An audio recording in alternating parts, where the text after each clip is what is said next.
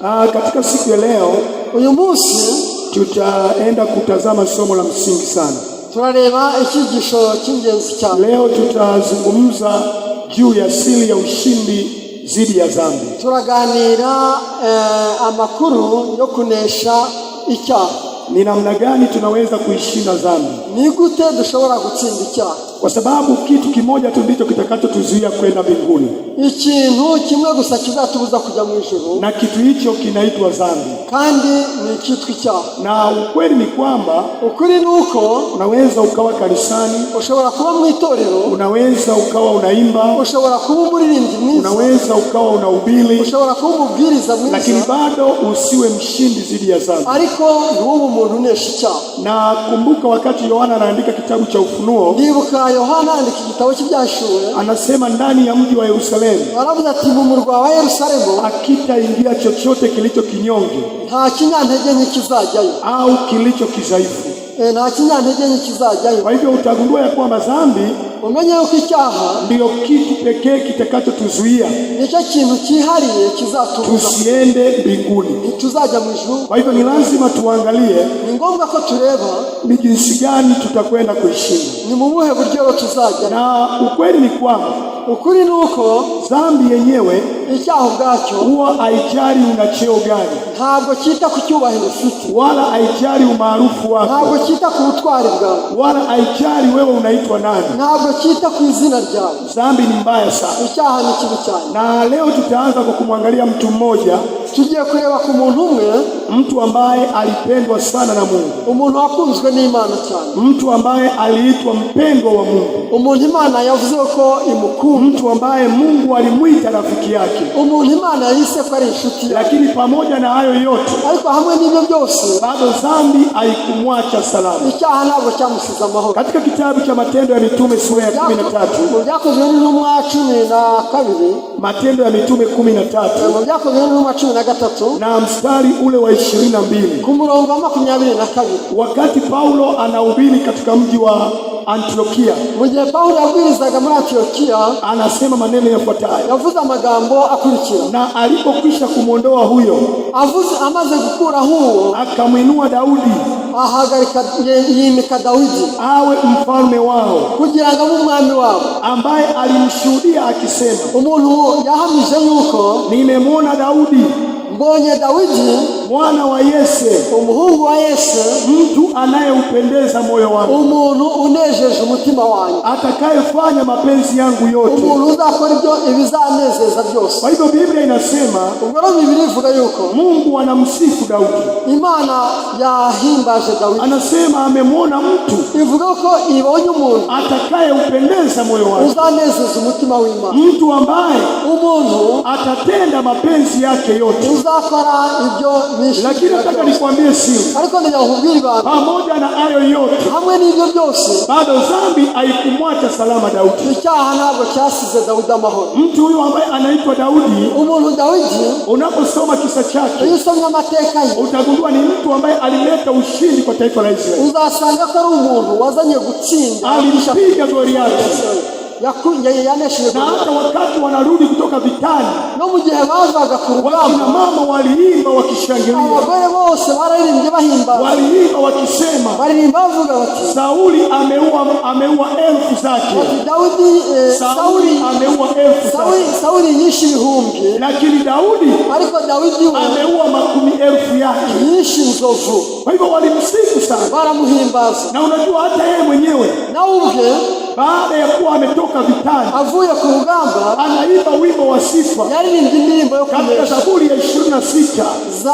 Zaburi ya 25, Zaburi ya 26 Zaburi ya 25 ni wimbo ambao Daudi aliimba indirimbo Daudi yaririmba baada tu ya kupata ushindi dhidi ya Goliathi. amaze gutsinda urugamba, Akisifu kabisa, arihimbaza, anasema nimekwenda kwa kumtegemea Bwana, aravuga ati nagiye kubwo kwiringira Uwiteka, nimekwenda kwa ukamilifu. nagiye ntunganye. Kwa hivyo alijisifu kabisa yeye ni mkamilifu, we agaragaza ko yakiranuka. lakini pamoja na yote, ariko hamwe n'ibyo byose, bado dhambi haikumwacha sana. icyaha ntabwo cyamusize Na ndio amahoro. maana nataka kusema hivi, niyo mpamvu mvuga yuko unaweza ukawa mshiriki wa kanisa, ushobora kuba umwizera mu itorero, unaweza nikawa mhubiri, ushobora kuba umubwiriza, unaweza ukawa askofu, ushobora kuba lakini perezida wa lakini bado dhambi isikuache ariko salama. icyaha ntikigusiga amahoro. Unaweza ukawa ni mshiriki wa kanisa wa ushobora miaka kuba mingi wizera mu itorero mu myaka myinshi, ambaye watu wakikuona abantu bakubona wanasema huyu ni mtu wa Mungu, bakavuga ati umuntu huyu ni wa pekee, ni umuntu wihariye, lakini bado dhambi inaweza isikuache salama. ariko icyaha ntikigusiga amahoro. Sasa hebu tuangalie kidogo safari ya Daudi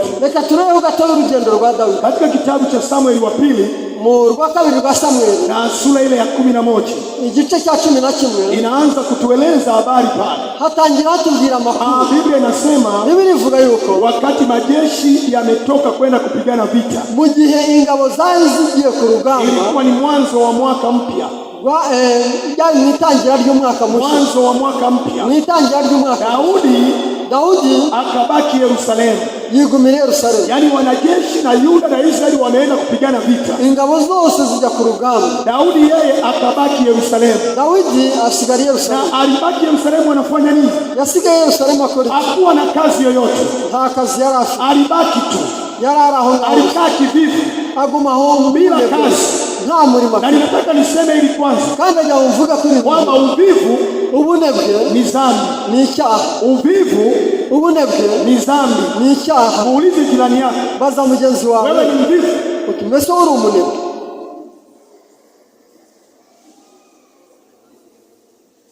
Uvivu, ubunebwe ni dhambi, ni icyaha. na kama kuna kitu ambacho shetani anakitumia, niba hari ikintu gikomeye Satani akoresha, na ni silaha yake kubwa, ni intwaro ikomeye, ni uvivu, ni ubunebwe. yani ukikaa bila kazi, niwicara nta murimo ni ukora, lazima shetani atakupa kazi, ni ngombwa Satani azaguha, hautabaki salama. ntabwo uzasigara. Kwa hiyo Daudi akabaki ikulu kivivi, Dawidi yisigariye ibwami ari umunebwe, akabaki ana kazi. agumayo nta murimo. Na ndio maana niwaambie, niyo mpamvu nababwiye mara nyingi sisi Waadventista wa Sabato kenshi twebwe Abadivantisiti huwa hatuitendei haki amri ya 4.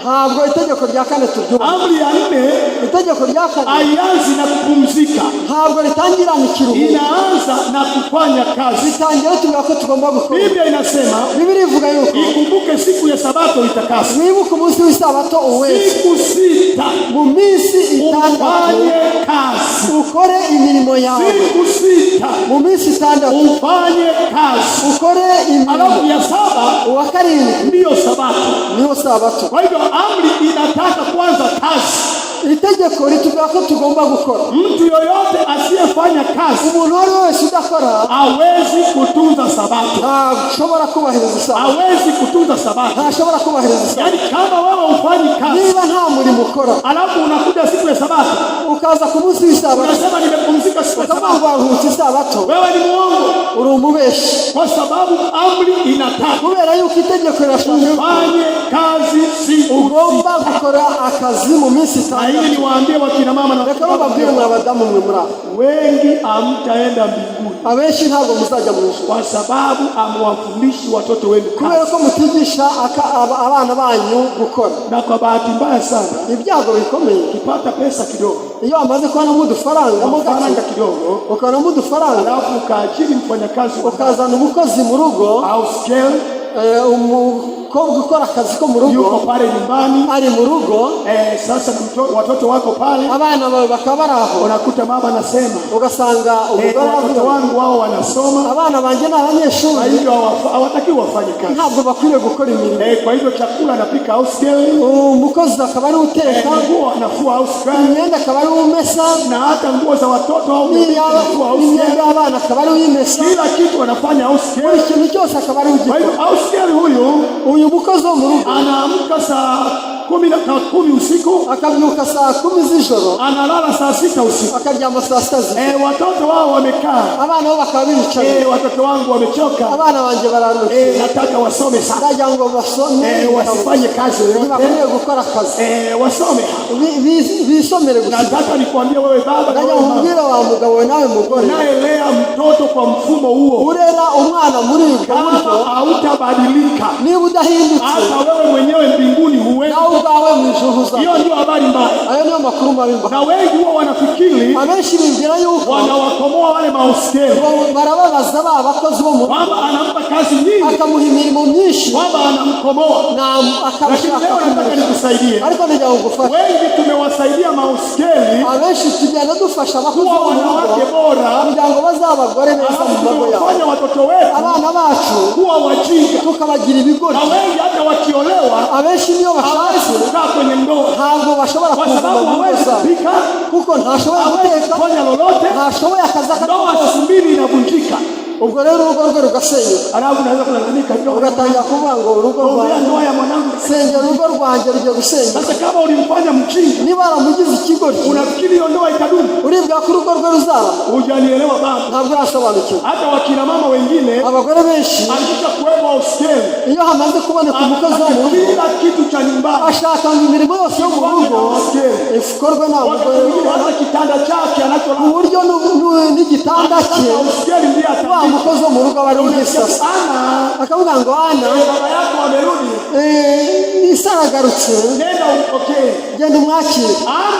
ana Mwandalie baba yako chakula. dore araje, mutegura ibyo kurya. ana akabana, Nguo za baba yako ni chafu. imyenda iranduye. ana akabana mu rugo kandi ari umukozi nyine, urabyumva. Sikiliza nikwambie, tega amatwi nkubwire. hii tu ninaiongea, lakini tarudi kwenye somo. ibi ndabivuga ariko ndibugaruke mu Pale kwa Tanzania, hari iwacu Tanzania, binti mmoja ambaye alikuwa uskeli alisimulia kisa chake. umukobwa umwe yambwiye amakuru y'igitekerezo cyamubayeho. Ameishi kwenye familia fulani, yabaye iga mu rugo runaka, kazi zote alikuwa anafanya yeye, imirimo yose akaba ari yikora, na hata chakula anachopika, n'ibyo kurya, chakula ambacho baba anapenda, n'ibyo kurya nyir'urugo ari burye akunda, alikuwa anajua. wa mukozi wo mu rugo akaba ari ukimenya. Na wakati mwingine hata watoto wanaumwa, abana baba barwaye, mama hajui kwamba watoto wanaumwa, ntamenye ko n'abana barwaye. anayejua watoto wanaumwa wamenye ko abana barwaye ni wa mukozi wo mu Sasa rugo. siku hiyo walikaa kwenye meza, baza kwicara ku meza, wakati wa chakula bagiye kufungura, watoto walikuwa wamelala. abana bari baryamye. Sasa baba akauliza, nyir'urugo arabaza, hivi leo watoto wameshindana, ese abana biriwe bate, wanaendeleaje leo? bameze bate? Mama akasema eti Ana, akabaza ana, hivi watoto leo wameendelea, abana uyu munsi biriwe bate, si walikuwa salama tu? ntibari amahoro? Ana akajibu ana akasema, arasubiza ati, kiukweli ni kwamba leo watoto walikuwa wanaumwa uyu munsi harimo abana na barwaye niliwapeleka hospitalini, kandi nabajyanye kwa muganga, wakatibiwa vizuri, babavuye, sasa hivi wamelala, ubu wamepumzika. bararyamye bararuhutse. Baba akasikiliza nyir'urugo arabyumva, aravuga ati moyoni, abivuga mu mutima we, watoto wanaumwa, abana bararwaye, anayejua ni uskeli. umukozi n'ubizi, Chakula kitamu nachokipenda, icyo kurya nkunda, anayejua ni uskeli. umukozi n'uki, Nguo zangu imyambaro yanjye, anafua uskeli, umukozi n'uyimesa, uburiri kinatandikwa na uskeli. umukozi n'uhasa. Akaanza kujiuliza moyoni mwake, atangira kwibaza mu mutima, nimpe nini huyo uskeli? uyu mukozi ikintu nzamuhemba, Nimpe zawadi gani nzamuhemba kwa hivi anavyonifanyia? kubera ibintu ankorera. Unajua nini kikaanza? muzi byatangiye, Baba akaanza kuwa karibu na uskeli, atangira kwiyegereza wa mukozi wo mu rugo, uskeli karibu kabisa. ati rwose. Baadaye nyuma baba akaanza mahusiano na uskeli, nyir'urugo atangira gukora imibonano n'umukozi wo mu rugo, mahusiano na uskeli, yatangira gushyikirana nawe. na mama hana habari, umugore nyir'urugo ajui lolote ntabizi, linaloendelea. ntazi ibikorwa aho ngaho. Baadaye nyuma baba akaenda akamjengea uskeli kijijini kwao, aragenda yubakira wa mukozi inzu nziza mu cyaro, akamjengea nyumba kubwa ya kifahari. amwubakira inzu nziza. Mama hana habari, umugore ntabizi, baba hakuishia hapo, umugabo ntabwo yagarukiye, akaenda akamfungulia uskeli aragenda amufungurira duka kubwa iduka, la hardware, amufungurira iduka riranguza, akampa, akamwambia ni lako hili, aramubwira ati iri duka ni weka tu iryawe, wafanya kazi hapo, jya ukora akazi aha ngaha, hili ni duka lako. iri ni iduka ryawe. Kwa hivyo aliendelea kumpa zawadi. akomeza kumuha impano. Yule binti anasema,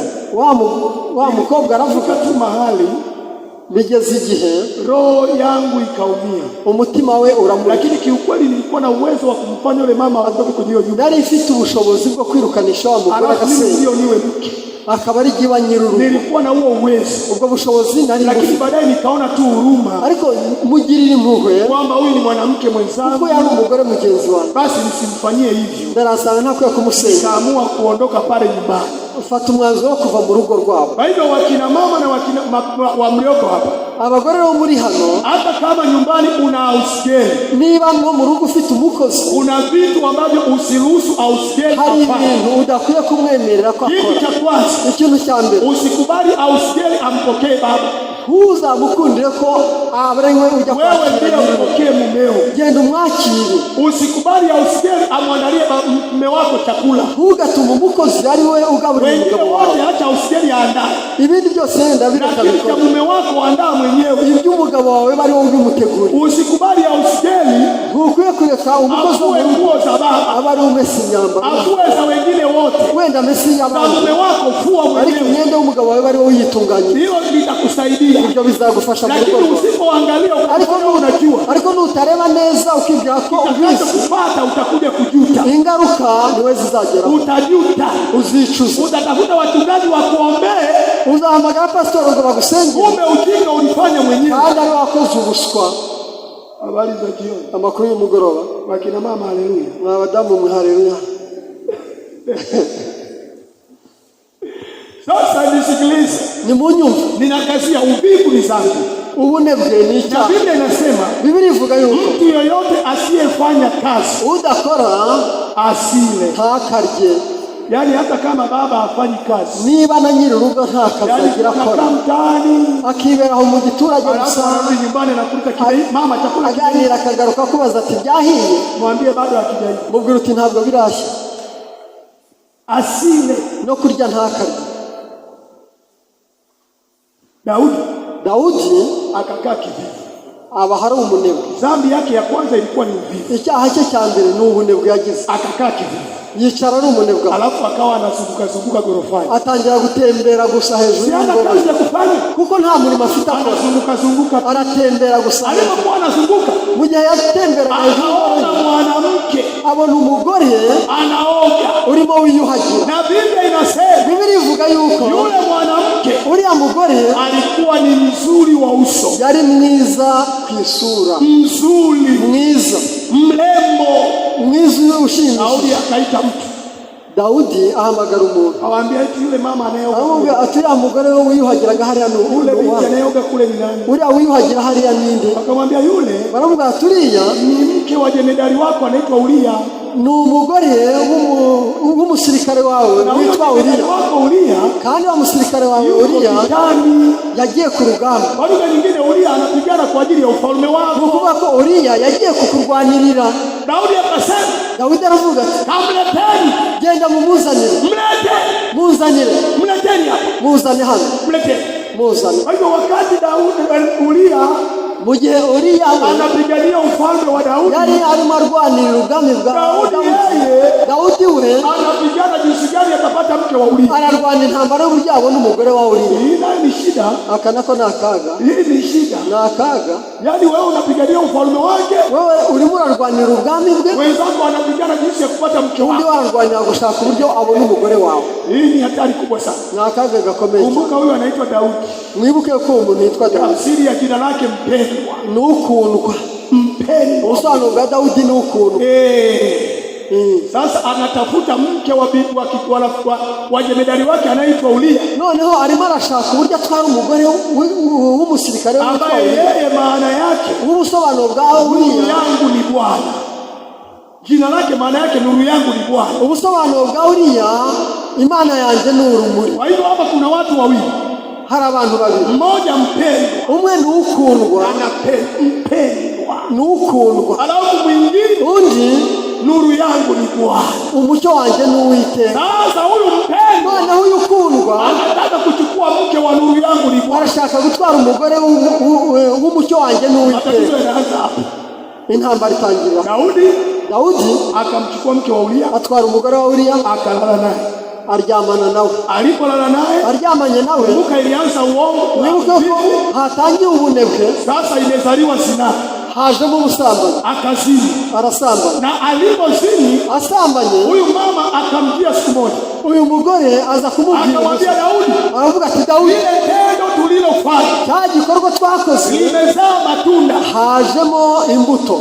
Mimi nina mimba, ufite inda yawe, nina mimba, ufite inda yawe, na ni mimba yako, kandi ndani yawe. Sasa nikuulize swali, reka nkubaze rero, wewe ni mzee wa kanisa, wewe umukuru w'itorero, alafu mshiriki anakuja, umwizera akaza akakubwira, na huyo mshiriki ni mke wa mtu, umwizera ni umugore w'undi mugabo, anakuambia ile kazi tuliyofanya, akavuga ati rero bimwe twakoze, nina mimba, ndafite inda, nina mimba yako, ndafite inda yawe, na unajua kabisa kandi urabizi neza ni ya kwako, ni yawe, na ni mimba ya binti wa mshiriki wako, kandi ni inda y'umwizera wawe. Unafanyaje? Wabigenza ute? Wabigira ute? Ingekuwa wewe ungefanyaje? Ari wewe wabigenza ute? Ngahi bazo, ungekubali ijulikane ni mimba yako? Wakwemera utinda ni yanjye koko? Unafanyaje? Wabigenza ute? Na hapa ndipo kunaanzaga matatizo. Aha ndio hatangirira ibibazo. Wengine wanaamua kutoa, abandi bagahitamo kuzikurana kugira ngo bitamenyekana. Nikwambie tusiri, hata binti uliyeko n'abakobwa bara, ukitoa mimba, nukura minda, alafu ili uonekane kwamba hujawahi kuzaa, kugira ngo bigaragare ko utigeze ubyara, unajidanganya, uribesha cyane. Wewe ni mama wa mtoto aliyekufa, uri nyina w'umwana wapfuye, wala sio binti, ntabwo ukiri umukobwa. Sasa nisikilize vizuri, nyumva neza, nisikilize vizuri, nyumva neza.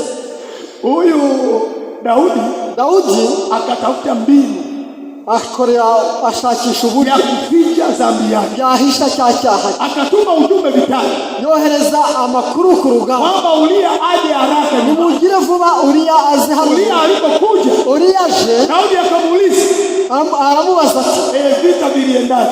Urugamba rumeze rute? Anambia vita vimeenda vizuri. Urugamba rumeze neza rwose, na mambo yanaenda vizuri, biragenda neza, turarwana tugatsinda. Nyumbani ukapumzika, genda ujya mu rugo iwawe uruhuke, nenda ukapumzika, genda uruhuke. Na Biblia inasema vyakula vya kifalme vikamfuata nyuma yake. Biblia ingira yuko bahereza bafata ibyo kurya bya Daudi lilikuwa nini? Bohereza kwa Uria. Lengo la Daudi lilikuwa ni hili, intego ya Daudi yari kwamba Uria akirudi nyumbani kwake, kugira ngo Uria narara mu rugo rwe akalale tu na mke wake, aryame rimwe gusa, ili baadaye hanyuma mimba ikionekana, inda nigaragara, waseme wakati bazavuge bati Uria yagarukaga iwe, ndio alimpa mimba, nibwo yateye umugore we. Wakati ule amerudi kutoka igihe yagarukaga avuye ku rugamba, amempa mimba, nibwo yahaye umugore w'inda. Akina mama hoi, abagore nibyo, yego, akina mama hoi, mwabagore mwe, yego. Ndio maana huko kwetu watu wanasema, niyo mpamvu wacu abantu bavuga yuko anayejua mtoto ni wa nani, umenya se w'umwana ni mama tu, ni nyina, nta wundi. Umenya se w'umwana, anayejua mtoto ni wa nani, umenya ngo umwana ni uwande, ni mama, ni nyina. Wewe baba hata ukijisikia wewe ni mtoto, wowe ushobora kwiyemera gusa ngo umwana ni uwanjye, turanasa. Si ukweli, anayemjua baba huyu ni wako, ariko ubizi ni nyina, ni mama peke yake, ni nyina, nta wundi, wala sio wewe. Ntabwo ari wewe wabimenya, usije ukajidanganya, ntukajya wibeshya. Nisikilize, nyumva rero. Daudi alipomwambia Uria aende nyumbani, abwiye Uria ngo najye mu rugo iwe, hii ndume haikwepo. Uria ntabwo yagiye mu rugo, ikabaki getini, yigumira hariya ku nkiki, hapo getini, arya ibyo ku nkiki, arara hapo, arara hanze aho. Daudi akapelekewa ujumbe, Daudi bagenda baramubwira kwamba Uria hakwenda nyumbani. Uria ntabwo yagiye mu rugo rwe, akamwita, aramuhamagara, akamwambia Uria, aramubwira ati Uria, wewe hujatoka vitani, ntabwo wavuye ku rugamba, wewe si umechoka, ntiwarushye, kwa nini hujaenda nyumbani? kuki utagiye mu rugo ngo uruhuke? Ungeenda hata ukapumzike. Bari kugenda byuzuka ukaruhuka. Uria akamwambia, sikiliza Daudi, aramubwira ati rero mwami, reka nkubwire, jeshi la Bwana liko vitani, ingabo z'Uwiteka ziri ku rugerero, inalala nje, none ziri ku rugamba, zirara hanze. Kuna agano la Mungu wa Israeli, isanduka y'Uwiteka wa Israeli iri hanze, na Ahabu bosi wangu, Ahabu umugaba wanjye analala nje, nawe ari hanze. Alafu mimi none jewe nitawezaje niende nyumbani, ushobora ni kujya mu rugo rwanjye, nilale na mke wangu? nkajya kwinezeza n'umugore? Inawezekanaje? Bishoboka bite? Siwezi kufanya hivyo. Sinshobora kubikora. Kama roho yako inavyoishi, nk'uko umutima wawe umeze sitafanya hivyo. ntabwo nabikora. Unafikiri Daudi alifurahi? Umuryango Dawidi yaranezerewe. Unajua una maneno unaongea, hari amagambo amwe uvuga unafikiri unaongea vizuri, ukibwira ko uvuga neza, lakini kwa Daudi huo ni mkuki. ariko Dawidi yo yumvaga ari inkota imuri mu mara. Yumvaga ari inkota imuri mu mara. Ntabwo ugenda. Sasa noneho basi nenda ukapumzike kidogo. Genda ntacyo uruhukeho gakeya. Kesho nitakurudisha. Ejo mu gitondo uzasubire ku rugamba. Ujye ku rugamba. Na unajua kabla anaenda mu gihe yasohoka Daudi akaongeza dhambi ya 3. Dawidi ashiraho icyaha cya. Unajua ni dhambi gani? Muzi icyaha yakoze. Akampatia Uria pombe yani. Yohereza inzoga aziha Uria ngo anywe amasi. Akamnywesha pombe. Baramusindisha. Kwa hivyo alianza na uvivu, yatangiranye ubunebwe, ikaja zinaa, haza ubusambanyi. Sasa anampa jirani yake kileo. None hamwesheje mugenzi we. Unajua Biblia ilishasema, ntuzi ko Biblia bivuga ole wake ampae jirani yake kileo. Hazabona ishyano uyigisindisha mugenzi. Yani mtu yoyote anayempa mtu mwingine pombe, umuntu wese wa umugenzi we anasema ni ole wake. Uwiteka aravuga azabona. Daudi akampa Uria pombe. Dawidi anywesha Uria. Alikuwa kwamba Uria akinywa pombe ya kaleo, yarazi neza ko Uria nanywa agasinda, atarudi nyumbani, agasubira mu rugo, pombe ikalewa, yasinze, na nyumbani haikweli, kandi mu rugo ntiyagiyeyo. Nubwo ari yasinze haikweli, ntabwo yagiyeyo. Daudi akafikiri tena. Dawidi aribaza nifanye nini? Hori kinone. Akaongeza dhambi ya 4. Ashiraho icyaha cya 4. Akaandika barua. Yandika inyandiko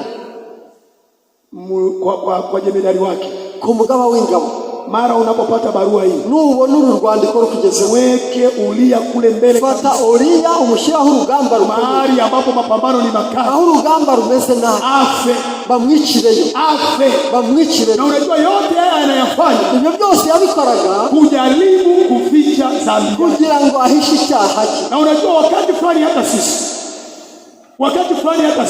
natwe hari igihe tunajaribu kuficha dhambi, tugerageza guhisha icyaha. Unatenda dhambi, ugakora icyaha, unajaribu kuificha, ukagerageza kugihisha. Lakini leo nataka nikwambie, ariko umunsi ndakubwira, dawa ya dhambi sio kuificha. Ntabwo umuti w'icyaha ari kama utaficha sana, ni nahisha icyaha, moja dhambi itakuumbua, umunsi umwe cyacu haitakuacha salama, ntabwo kizagusiga. Ndio maana mtoto wa Daudi, niyo mpamvu umwana wa Daudi anaitwa Suleiman, uitwa Suleiman, akasema hivi, yavuze ati yeye afichaye dhambi zake uhisha ibicumuro bye hatafanikiwa, ntabwo azagubwa neza, bali yeye aziungamaye na kazi yake, ahubwo uhica ibyaha by'akabireka azahirwa. Yani ukificha dhambi, nuhisha icyaha cyawe ni sawasawa na kuvaa bomu, nuko wakwizirikaho igisasu, siku moja litalipuka tu, umunsi umwe kizaguturikana. dhambi ni bomu, icyaha ni grenade, kwa hivyo litalipuka tu, lizaturika. Sasa nisikilize, nyumva. Daudi akampeleka Uria vitani.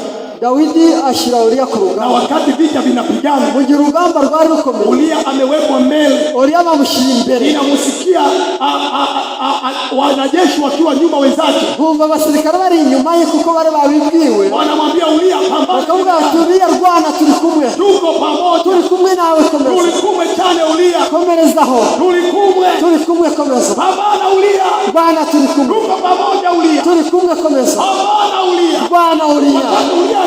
Mu gihe Uria wari ku rugamba rwana, bo bagasubira inyuma, pambana Uria, rwana, turi kumwe, Uria anapigana, Uria akarwana, wao wanarudi nyuma, abandi bakisubira. Na hii ikusaidie, ibi bigufashe. Sio kila mtu anayekusifia na kukuchekea, ntabwo ari buri muntu anayekusifia na kukuchekea, ntabwo ari buri muntu ugusekera akaguhimbaza kwamba anakupenda, yuko agukunda. wengine wanakupenda bamwe bati yego mukundwa, na zile za kiadventista na bindi byacu. Yesu ashimwe, ayimbaza, Yesu ashimwe. Ntabwo abagukoreje byose, usifikiri anakupenda sana, ntiwibwire ko ari ugukunda cyane. Kachonjo, komera, ube maso, kuwa makini, ube maso, kuwa makini, ukwiye kuba maso. Hawa wanamshangilia, aba baramwogeza, pambana Uria, rwana Uria, tuko pamoja, turi kumwe nawe, komeza, pambana tu, komeza. Wao wanarudi bo bagasubira inyuma, ahubwo baadaye nyuma Uria akafa. Dawidi Uria arapfa. Alafu alipokufa, amaze gupfa, taarifa ikaenda kwa Daudi, amakuru agenda kwa Daudi. Vita ilikuwa kali, intambara yari ikomeye cyane, jemedari wako Uria amekufa, intwari yawe Uria yapfuye. Ahabu alifikiri Daudi atachukia. Yoabu alifikiri Daudi atachukia. Yoabu yarazi ngo wenda Daudi biramubabaza. Lakini alipopelekewa taarifa ya Daudi, ariko bamuhaye makuru Daudi, akamwambia yule mjumbe wa Yoabu, abwira wa wundi wazanye izo nkuru, akamwambia Yoabu asiwe na mashaka. Genda ubwire Yoabu utugire gushidikanya. Maana upanga unaweza ukala huyu au huyu. Inkota ishobora kurya uriya cyangwa ikarya n'uyu. Unajua maana yake? Uwo ari we wese yagwa ku rugamba. Uriya amekufa. Yavuga ngo uriya yapfuye. Hiyo ni jambo zuri tu. Ibyo ni byiza aragapfa. Hakuna shida. Nta kibi cyabaye. Usihuzunike. Wibabara uriya kuri. Unajua Daudi alifikiri ameficha dhambi. Daudi yarazi yuko icyaha cyarangiye. Sasa Uria kafa. Uria arapfa. Na kilichofuata akachukua mke wa Uria. Ibyakurikiyeho yigarura umugore wa Uria. Akafanya mke wake. Amugira umugore kuko ari yabaye umutaka. Akamuleta ikulu. Aramuzana mu ngoro. Sasa mama tulia. Atigumira hangaha byose byara. Ameshakufa yule Uria. Uria yapfuye nta kintu. Na ukumbuka Daudi ni Muisraeli. Mwibuke ko Daudi ari Muisraeli. Uria alikuwa mataifa. Uria yari umunyamahanga. Hakuwa Muisraeli. Ntabwo ari Umuisraeli. Lakini alikuwa anamwabudu Mungu wa Israeli. Ariko yasengaga Imana ya Israeli. Uria alikuwa Daudi alikuwa msabato. Twavuga uyu munsi uko Daudi yari umudivantista. Yari umudivantista. Anaimba sabato ni nzuri. Sabato ni nzuri. Ndio alikuwa Daudi. Uwo ni Daudi waririmbaga. Alafu Uria, naho Uria we yeye mataifa ni umupagani, lakini mataifa aliyemwamini Mungu wa Israeli. Ni umupagani, ni umunyamahanga wizeye Imana ya Isirayeli. Kwa hiyo anampenda Mungu wa Israeli, akunda Imana ya Isirayeli. Kwa hiyo mpendwa akamfanyia ubaya yule. Wa undi ukundwa agira nabi wa undi umucyo w'Uwiteka. Hiyo ni hatari sana. Ni ibintu bikomeye cyane. Lakini nataka niseme nini? Ndagira ngo mvuge gutya. Na hapa ndipo tutaanza kugundua kwa nini Daudi alipendwa. Ndagira ngo dusobanukirwe impamvu Daudi yagumije kubuka. Baada ya Daudi kutenda hiyo dhambi, Daudi amaze gukora icyo cyaha, akifikiri amemaliza, azi yuko agihishe birangiye. Na hii ndio nataka nikwambie jioni ya leo. Muri umugoroba ndajyana iki kintu nawe gitekerezo. Huwa anawakemea wote anaowapenda. Imana icyaha abikunda. Hata hizi semina tuko hapa. Na nayo mavugurura turimo aha kwa sababu Mungu anakupenda. Nuko Imana igukunda. Hata ukigundua kwamba kuna mahali umeguswa kwenye kosa lako, nusobanukirwa ko hari aho icyaha cyawe nawe gikozweho, ntiwibwire yuambie Mungu asante. Uvuga uti Imana urakoze kwa sababu anakupenda. Kuko Imana iragukunda. Biblia inasema wote ninaowapenda mimi, ngo abo nkunda bose uwakemea ndabacyaha nkabahana ibihano. Uwe na bidii ukatubu. Ukwiye kwihana. Wote ni wapendao mimi uwakemea na kuwarudia. Abo nkunda bose ndabacyaha nkabahana ibihano. Uwe na bidii ukatubu. Ugira umwete wihane. Kwa hiyo Mungu anapokupenda anakukemea. Imana yari igukunda iragucyaha. Anakutumia mjumbe akukemee. Ikakohereza intumwa yo kugucyaha. Sio kwa sababu akupenda. Ntabwo ari uko Imana itagukunda. Anakupenda, anataka Imana yagukunda ahubwo ashaka ko. Kwa hiyo Mungu hakunyamaza. Imana ntiyacecetse. Akamtuma mtu anaitwa Nathan. Ituma Nathani. Nathan alikuwa nabii. Nathani yari umuhanuzi. Akatumwa kwenda ikulu kwa Daudi. Yamutuma ngo ajye ibwami kwa Daudi. Peleka ujumbe wa onyo kwa Daudi. Ajyana ubutumwa bwo gucyaha Daudi. Sasa hebu nikuulize swali. Reka nkubaze ikibazo. Ingekuwa ni wewe, iyajya kuba ari wowe, mfalme amezini, umwami yasamba, na sio tu amezini, nta nubwo yasambanye gusa, ameua, yanishe, alafu unatumwa noneho ugatumwa wewe ukamwambie kwamba umezini na kuua. Genda umubwire uti wa mwami we wasambanye kandi wishe. Ungeenda wagenda ari wowe kujya kwibwira umwami? Wagenda ungeenda wabituruka wabituruka he? Mimi natoka Tanzania. Yesi navuye Tanzania. Mitumwe na Mungu. Imana intumwe. Nenda kwa Rais Samia. Ngo genda uje kwa Samia. Pale ikulu. Hariya mu ngoro ye. Ukamwambie mama, umubwire uti wa mugore umezini, wasambanye, alafu umeua kandi wishe. Unaenda? Ese wagenda yo? Unaenda? Wagenda? Ntabwo wagenda nuko. Nathani niwe anaambiwa nenda kwa Daudi. Nathani Imana amubwira ngo genda uje kwa Daudi. Nathani akafikiri aribaza, nitafanyaje kwa yule jamaa? Nzakora ndi kujya ungere kuri nikimwendea moja kwa moja, ningena nkamubwira indorane ndahagwa ntabwo nifanyeje? nkora iki? Akaenda kwa Daudi, aragenda ajya kwa Daudi, akaanza kupiga naye story, atangira kumuganiriza. Akamwambia Daudi, ngoja nikusimulie. Ahubwo ati Daudi, reka nkubwire inkuru. Kulikuwa na mji mmoja, hari umurwa umwe cyangwa umudugudu. Muri uwo mudugudu kulikuwa na watu wawili, hari abagabo babiri. Mmoja alikuwa tajiri, umwe ari umukire cyane. Huyu tajiri alikuwa na kila kitu. Uyu mukire yari afite buri kintu cyose. Alikuwa na ng'ombe na mbuzi, yari afite abagore n'abana benshi. Alafu mmoja mwingine, huyu maskini, ariko undi yari umukene, yeye alikuwa na kondoo mmoja, yari ifite agatama ke kamwe. Na huyo kondoo, ako gatama ke alikuwa kwake kama baba, niko kariwe, ari nkase, kama mama, ari nka nyina, kama mtoto, ari nk'umwana we. Alikuwa kila kitu kwa akantu kamuharagira. Umunsi umwe tajiri akatembelewa na mgeni. Uyu mukire haza umushyitsi. Daudi anasikiliza tu. Daudi arabyumva ate. Yule mgeni alipokuja, uwo mushyitsi aje, yule tajiri wa mukire akuchukua mmoja wa kondoo wake, ntabwo afashe mu ntama ze. Badala yake akaenda kuchukua kondoo yule maskini, ahubwo yaragiye afata ka gatama ka wa mukire, arakabaga, alafu akampa mgeni wake, akazimanira wa mushyitsi. Bibiri imbwira yuko hasira za Daudi yagize uburakari, hasira zake, uburakari bwe zikawaka, bwatse umuriro, akakasirika, ararakara cyane, akasema kama Bwana aishivyo. Aravuga ati nk'uko Uwiteka ahoraho, kama Bwana aishivyo, nk'uko Uwiteka ahoraho, mtu huyo, uwo muntu amestahili kufa, akwiriye kwicwa, kandi anatakiwa arudishe mara 4, kandi akishyura inshuro enye ya vile alizochukua zako gatama yatwaye. Akamcheki Natani aramureba, aravuga ati winjiye neza mu mutego nakoze. Ati noneho rero mwana, uwo muntu ni wowe. Unafikiri alikuwa mwingine? Atugira ngo ni wowe. Ni wowe. Wewe ndio uliyehusika. Ni wewe wakoze ibyo bintu. Wewe ndio wewe tajiri. Ni wewe mukire. Ni wowe. Daudi ati ati unajua mara nyingi ni rahisi kuhukumu. Biroroha guca urubanza, kuhukumu. Guca urubanza biroroha. Huyo atungu ashughulikiwe mara moja, akwiriye kwicwa vuba vuba. Lakini kumbuka hivi, ariko wibuke yuko Waswahili tunasema hivi, Waswahili tuvuga, wakati unamonyesha mwingine kidole kimoja, iyo utunga umuntu urutoki, huyo ashughulikiwe mara moja. Utunga undi bakwiye kumufata. Izi zindi enye inakuonyesha wewe, ziba zireba wowe. Hiki kimoja urutoki rumwe ndio kinamonyesha yule, rwareba uriya, lakini hivi vinne ariko izi zindi vinakuonyesha zirerekana wowe. Kwa hivyo ni rahisi kuhukumu, biroroha gucira undi urubanza. Na wakati fulani sisi wanaume ndio tunahukumu sana, kandi kenshi twebwe abagabo nitwe duca imanza. Unaona binti hapa kanisani anabii, wabona umukobwa hano mu rusengero atwaye inda, unaona yule binti ugatanga ko uti wa mukobwa atwaye muzinzi sana, ni umusambanyi cyane, unaona ana mimba kubwa, do yamaze gutwara. Anasema huyo binti ni muzinzi, uriya mukobwa ni umusambanyi, yeye huko mtaani, kandi wa hundi umuvuga wa mukobwa ni umusambanyi.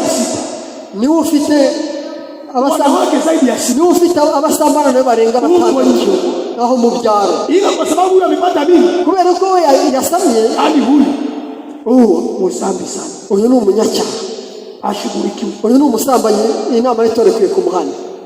Hizi mimba zingekuwa zinabadilika, izi ndai duteri abazahinduka, yani siku Mungu angesema Imana ikagena iyo gahunda, mimba zikae kwenye matumbo ya wanaume, abandi bateye inda bakayo zigarukaho. Nataka nikwambie huko ndani, ndashaka kubwira ko ahangaha huko ndani, ahangaha imbere kule kwetu Dar es Salaam, ataho Dar es Salaam ntabwo wanaume wengi, abagabo benshi wangekuwa na mimba hata wasio na wake, nibo batwara inda badafite n'abagabo, ingebadilishwa tu kidogo, zigahindurwaho gato. Birakomeye. Akina baba mwabagabo yego nibyo. Sasa nisikilize, ni munyumve kile ambacho kilimfanya Mungu ampende Daudi ni hiki. Ikintu cyatumye Imana ikunda Daudi ni iki. Daudi alipoambiwa dhambi yake, Daudi akimara kubwirwa icyaha cye, hakuchukia, ntabwo yarakaye, wala hakuuliza nani amekwambia, ntabwo abajije Natani ngo ninde abikubwiye. Alichosema ni hiki, ahubwo icyo yavuze ni iki: nimemtenda Bwana dhambi, nacumuye ku Uwiteka, nimekubali nimemkosea Mungu, ndabyemera koko nacumuye ku Uwiteka. Na alipojibu hivyo tu, avuze atyo gusa, Nathani akamwambia, Nathani aramubwira ati, kwa sababu hiyo, kubw'iyo mpamvu Bwana ameisamehe dhambi yako. Imana ibabariye icyaha, Bwana ameisamehe Imana dhambi yako. ibabariye icyaha cyawe. Na unaona Zaburi ya 51, Zaburi ya 51 ni toba ya Daudi, ni ukwicuza kwa Dawidi. analia kwa kitendo alichokifanya, Yarariraga kubw'igicumuro yari yakoze, kubw'icyaha cy'ubusambanyi kitendo yakoze, cha kumuua Uria. icyaha cyo kwica Uriya. Daudi anatubu, Dawidi arihana, analia mbele za ararira imbere y'Uwiteka, Mungu. Anasema, kandi Uwiteka aravuga ati, huyu ni mpendwa wangu, uyu ni umutima wanjye ukunda, anayependeza moyo wangu. ushimishije umutima wanjye. Pamoja na udhaifu wake wote, Hamwe n'ubunyantege nke bwe, amegundua kosa lake, asobanukiwe icyaha cye, ameamua kutubu, kandi arakihana, ameamua kuacha. none arabireka. Kwa sababu hiyo, Kubw'iyo mpamvu huyu uyu anapendeza moyo wangu. anejeje umutima wanjye. Nataka niwaambie siri, Ndagira ngo mbabwire ibanga rimwe. mbingu itajawa na wazambi waliotubu.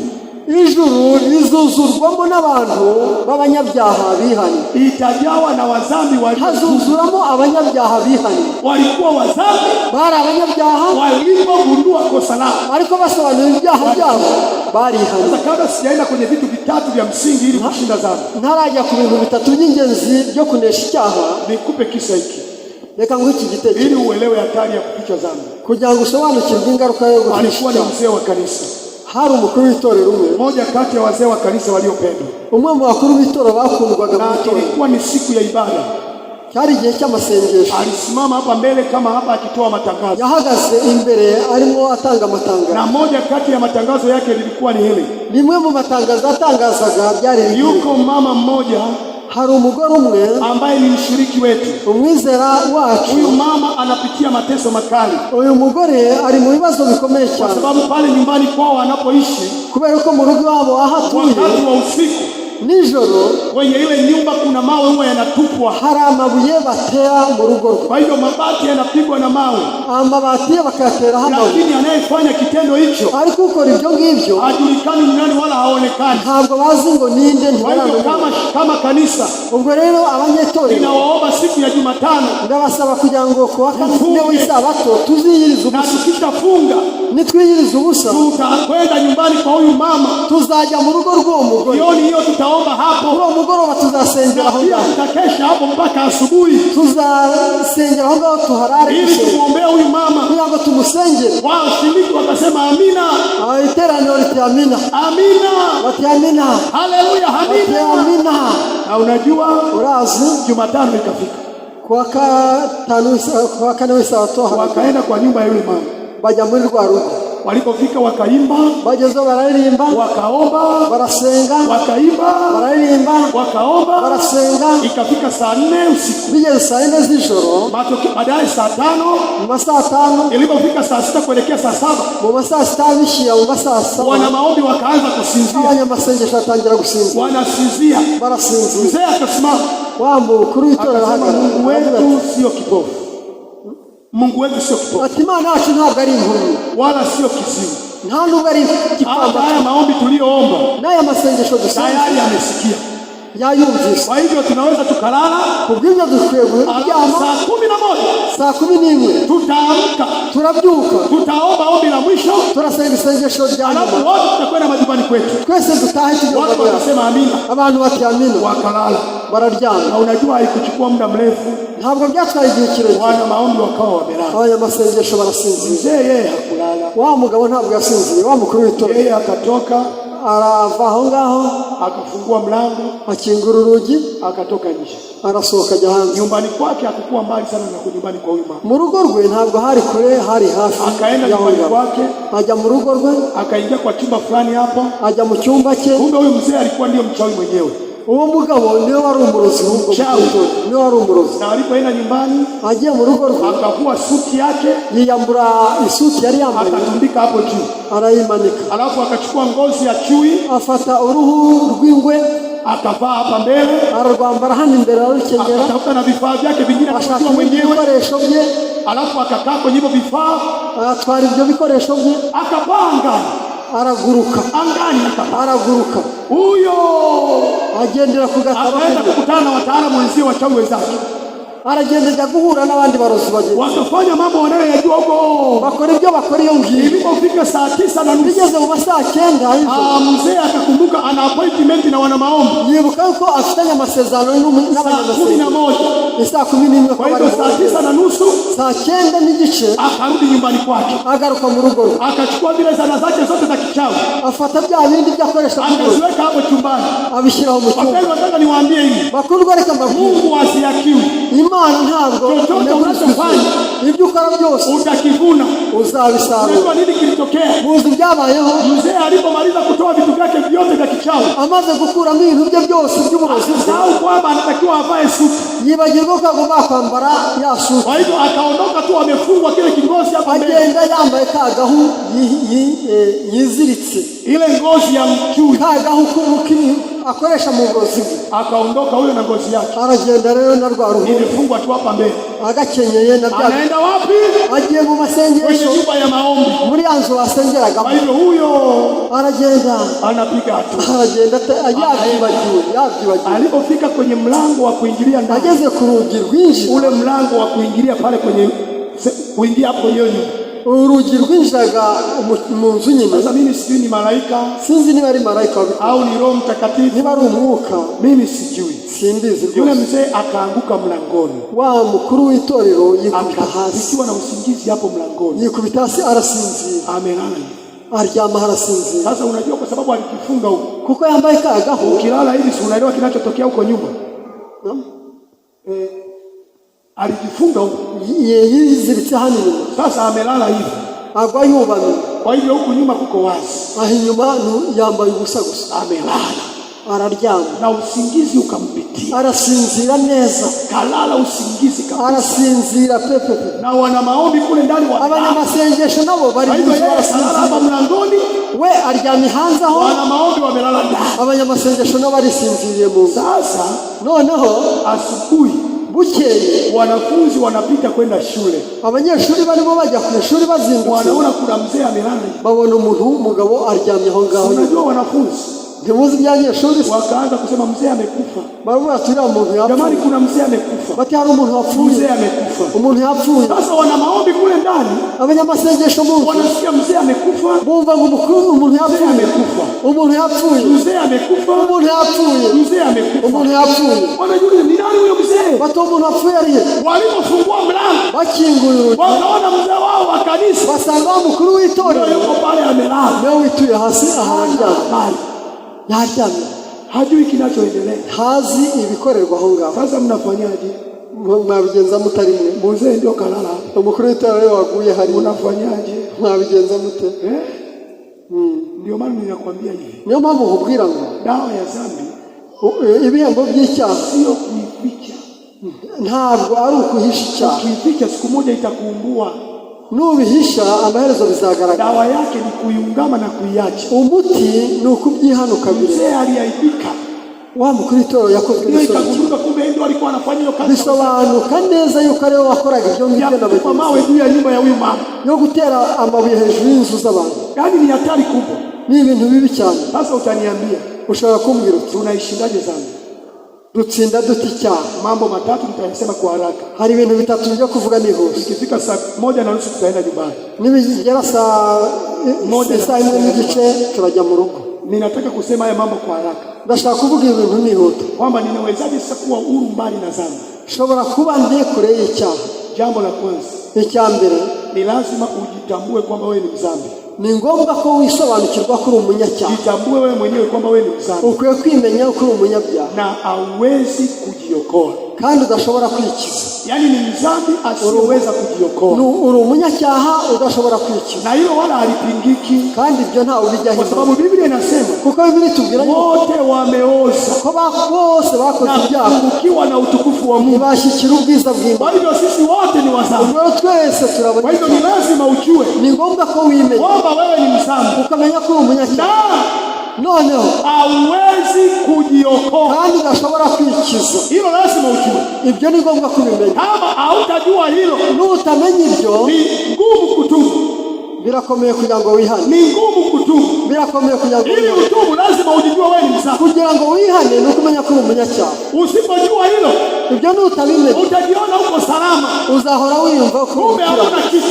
kandi utari umukira. Kwa hivyo ukishajitambua, numara kwimenya, unatakiwa upige hatua ya pili. ugomba gutera intambwe ya kabiri. Nimetambua ni msafi, namenye ko ndi umunyacyaha, siwezi kujiokoa. ntabwo nakwikira. Hatua ya pili ni ipi? intambwe ya kabiri, Mpokee Yesu akira Yesu awe Bwana na Mwokozi wa maisha yako, abe umwami n'umukiza kwa wawe, sababu wewe huwezi kujiokoa. kuko udashobora kwikiza. Yesu anaweza kukuokoa. Yesu ashoboye Kwa hivyo mpokee yeye ubwo rero musanga awe Bwana na abe Mwokozi wa maisha umwami yako. n'umukiza wawe. Kwenye Yohana 1 Yohana igice cya mbere mstari wa 11 na wa 12, umurongo wa 11 na 12, Biblia inasema Biblia ivuga alikuja kwa walio wake, yaje mube wala walio wake hawakumpokea, ariko abe ntibamwemera, lakini wote waliompokea ariko abamwemeye bose aliwapa uwezo yabahaye ubushobozi wa kufanyika kuwa wana wa Mungu. bwo kwitwa abana be. Kwa hivyo wote kandi waliompokea bose abamwemeye aliwapa nguvu yabahaye ya ubushobozi kuwa watoto wa Mungu. bwo kuba abana b'Imana. Na unajua,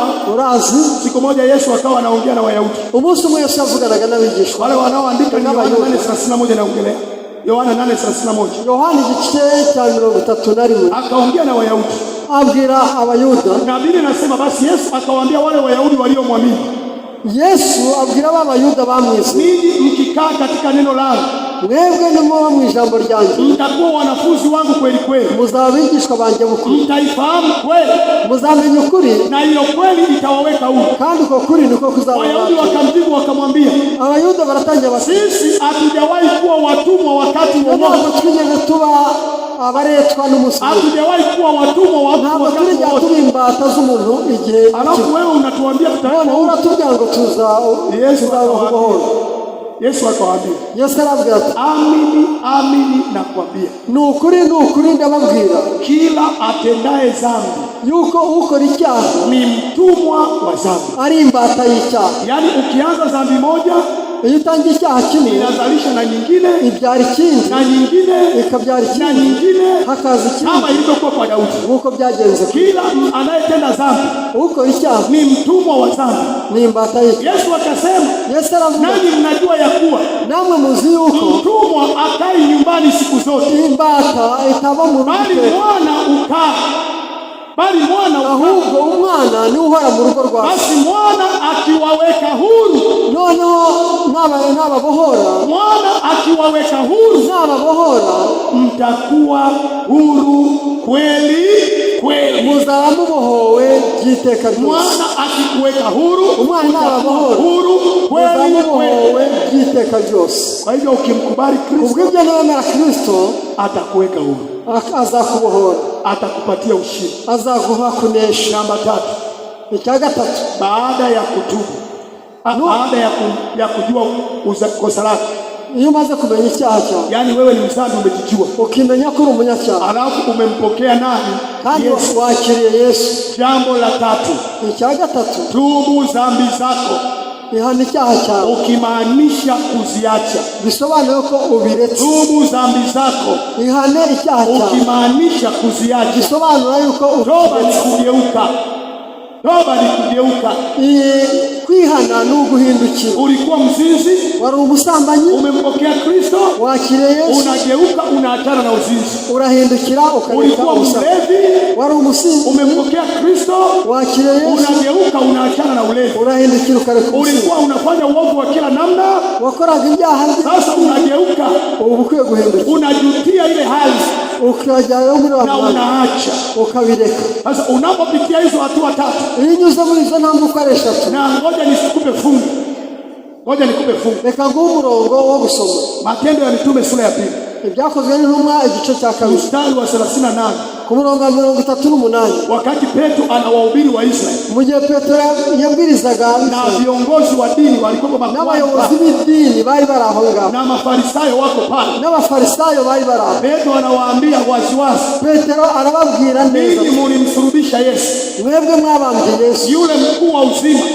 wa mwami w'amahoro mkamuua, muramwica, lakini Mungu amemfufua, ariko Imana amemfanya kuwa Kristo na Mwokozi, niwe mwami n'umukiza. Sasa Biblia inasema, Biblia ivuga yuko wale watu waliposikia maneno ya Petro, bamwe bumvise amagambo ya Petero akiwakemea kwa dhambi ya kumuua Yesu, abacyaha kubw'icyaha cyo kwica Yesu, wakamwambia Petro na mitume wengine, abwira Petero n'izindi ntumwa, tutendeje ndugu zetu? Dukore iki bavandimwe? Tutendeje ndugu zetu? Dukore iki? Yani ni kweli tumekosa, twaracumuye, tumekosa ni kweli, twaracumuye ni tumemuua Yesu ni kweli, twishe Yesu ni. Sasa tufanyeje? None dukore dute? Tumeshamuua, twaramwishe byaraye, sisi ni wadhambi, twaramwishe, tunastahili hukumu, dukwiriye guhanwa, tufanyeje? None dukore iki? Petro akawaambia, Petero arababwira, tubuni mkabatizwe, nimwihane mubatizwe, tubuni mkabatizwe, nimwihane mubatizwe, kila mmoja kwa jina lake Yesu Kristo, buri muntu mu izina rya Yesu Kristo, nanyi mtapata ondoleo la dhambi zenu, namwe muzababarirwa ibyaha byanyu, nanyi mtapokea kipawa cha Roho Mtakatifu, namwe muzahabwa impano y'Umwuka Wera. Maana ahadi hii kuko uwizeye ni kwa ajili yenu, maana ahadi hii ni kwa ajili kubera yuko iri sezerano ari iryanyu, na kwa ajili ya watoto wenu, n'urubyaro rwanyu, na kwa ajili ya watu wote n'abantu bose walioitwa na Bwana Mungu wetu, bahamagawe n'Imana yacu, ili wamjie, kugira ngo bamusange. Akawaonya kwa maneno mengine mengi sana, ababwira n'andi magambo n'andi magambo, jiokoeni na kizazi hiki chenye ukaidi, nimwihane n'uru rubyaro, nao walioliamini neno lake, none ijambo rye, nao walioliamini neno lake, abizeye ijambo rye wakabatizwa, barabatizwa. na siku ile kuva munsi wakabatizwa yapata wanaume 3,000, habatijwe abagabo 3,000, watu 3,000 abantu ambao waligundua kosa lao, abasobanukiwe n'icyaha cyabo, barihana, wakampokea Kristo, bakira Yesu, wakabatizwa, barabatizwa, maisha yao yakabadilika. imibereho yabo irahinduka. Unaweza kubadilisha maisha yako, ushobora guhindura imibereho yawe nawe, unaweza kuwa mshindi dhidi ya dhambi, ushobora kuba umuneshi, lakini lazima ujijue vile ulivyo. ariko ni ngombwa kubanza kwisobanura. Unajua tatizo la Waadventista ni nini? Akaga k'Abadventista, wakati mwingine hata tunaimba nyimbo, turirimba indirimbo, hatujui tunachoimba, ntabwo tuzi indirimbo turirimba icyo zose. Asubuhi kuna wimbo tuliimba, mu gitondo hari indirimbo twaririmbye hano kwenye vitabu vyetu vya nyimbo sisi vya Kiswahili, mu ndirimbo z'igiswahili, ule wimbo ni namba 22.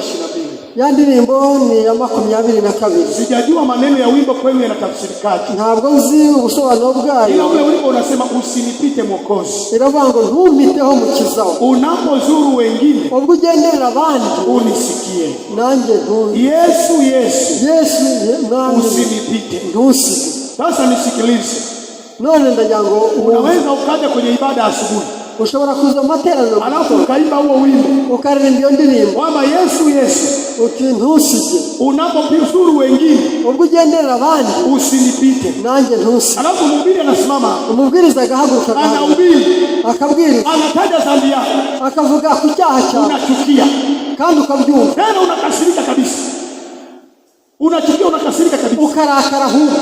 Kwa hiyo huyu mhubiri anaona dhambi ni hiyo, nguyu yarebye asanga ari umunyacyaha gusa, kwani zingine hajaziona?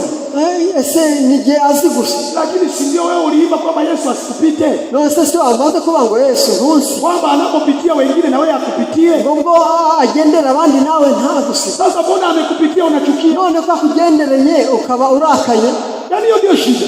Ako niko kaga, unaimba usitojua, ukaririmba ibyo udasobanura. Hata kuna kenyewe unaimba katika wenye dhambi ndimi mkuu kwamba katika wenye dhambi yuko mu banyabyaha mimi ndiye mkubwa wao, ari je wa mbere. Alafu Yesu akaja, Yesu akaza, kwa dhambi alikufa, ku cyaha cyawe akamimina damu, amena amaraso ye ni upate uzima, kugira ngo ubone ubugingo. Sasa dhambi yako ikitajwa, none icyaha cyawe kikozwe, na wewe ulishaimba kandi waririmbye kwamba katika wenye dhambi yuko mu banyabyaha wewe ndio bosi wao, ari wewe w'imbere. Sasa dhambi yako imetajwa, none icyaha cyawe kivuzweho, badala ya kumwambia asante hao akavuga turakoze Yesu, kumbe mimi ni mwenye dhambi, umemtaja na dhambi yangu, ndio umunyabyaha uvuze n'icyaha cyawe. Asante kwa sababu ulikufa, turakoze kuko ampfiriye, alafu ukatubu dhambi yako na kuiacha, ukihana icyaha cyawe ukakireka. Ninapoenda kuhitimisha sasa, ngiye gusoza, wapendwa, bakundwa, dhambi ni mbaya. Icyaha ni kibi cyane. Ndio narudia tena hili. Ndasubiramo. Ndio kitu kitakacho kutukosesha mbingu. Nicyo kintu kizatuma tutajya mu ijuru gusa. Na dawa ya dhambi kandi umuti w'icyaha sio kuificha. Ntabwo ari ukugihisha. Sulemani akakazia hili. Salomo yaravuze ati sema tukiziungama dhambi zetu nitwihana ibyaha byacu yeye ni mwaminifu na wa haki. Niyo kwizerwa no kutubabarira. Tukiziungama dhambi zetu nitwihana ibyaha byacu yeye ni mwaminifu na wa haki. Niyo kwizerwa hata atuondolee dhambi zetu kandi atubabarira ibyaha byacu byose. Kwa hivyo tunapoziungama dhambi iyo twicuza ibyaha byacu Yesu atatusamehe. Yesu aratubabarira. Atatusamehe. Azatubabarira. Na mbinguni tutaenda. Kandi mu ijuru tuzajya. Tukificha